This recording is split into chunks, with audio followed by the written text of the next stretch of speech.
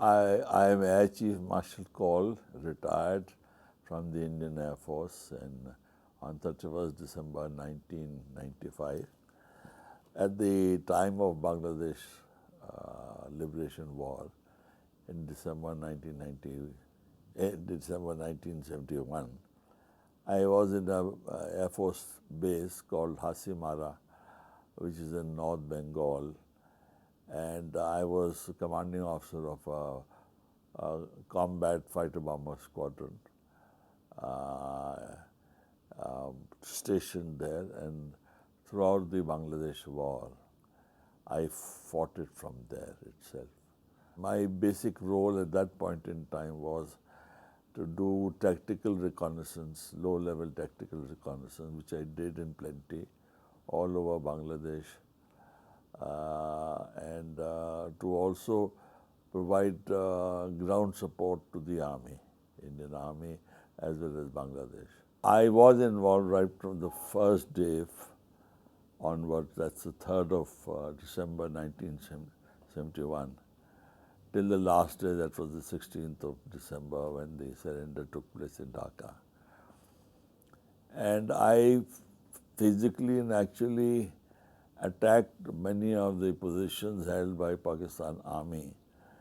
As I mentioned, places like Lal Monir Hat, places like Bogra, for example.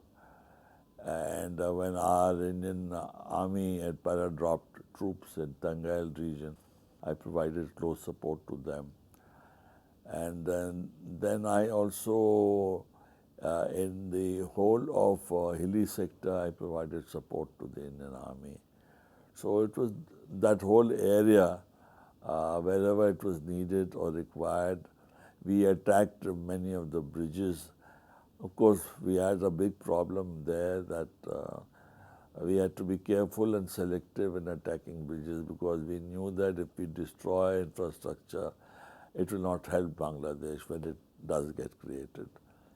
In fact, willy-nilly, maybe India will have to come and help in reconstructing the damaged bridges or whatever. So we were rather selective and careful, but wherever it was needed for the war effort, in preventing the movement of Pakistani troops and their vehicles and so on, those are the ones we were targeting to destroy, and not to destroy anything else. And when I attacked Bangladesh government house in Dhaka, that happened on the 15th, I think, yes, 15th December.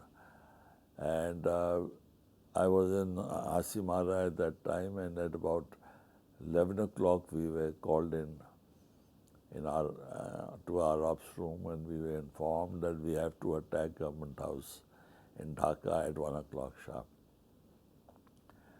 And we had no clues where government house was. And our briefing was very clear that we have to minimize as far as possible any collateral damages that may occur to civilian population. After all, Dhaka is a thickly populated city with lots of buildings and houses and homes of people.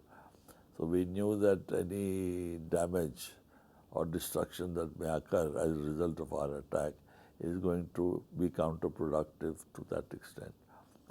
So this entailed very accurate attacks to the selected targets.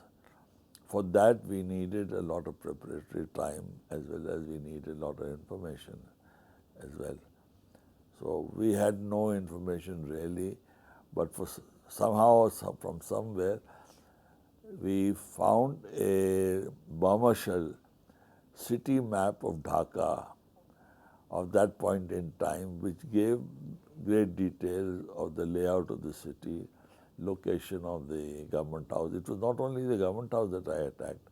I also attacked Suleimanki Hall region. There was a gate there, and Pakistan Army had occupied that, and probably a brigade headquarters was located there, because they were controlling that part of Dhaka from this particular brigade. So I was asked to attack that as well. So that was all in the thick of Dhaka city per se. So we had to be very, very careful. And by God's grace, we were able to locate Government House, and we attacked on time. I was not the only one. There were others mixed from Guwahati. They took off, and they also came and joined the attacks that took place. And obviously we were successful, because soon after that came the surrender, and on 16th Pakistan, 85,000 Pakistani troops surrendered to Indian troops. As a result of our effort against the Government House that particular day, it seems to me, it's all in hindsight, that it did forced the hands of the governor and the government in East Pakistan at that point in time to surrender the East Pakistani army troops to the Indian forces in Dhaka. Because India had surrounded Dhaka from all three sides except the south. And south was going towards the sea, so there was no room to get out either. So it was a no-win situation for Pakistan, and therefore they had to surrender. And this is one of the momentous moments in history. 85,000 troops actually surrendered in Dhaka to General Arora and other commanders who were there, who were responsible for creating such a situation. I find this extremely, in fact, a great honor for me to be recognized by Bangladesh government that there was some contribution made by me in that particular war.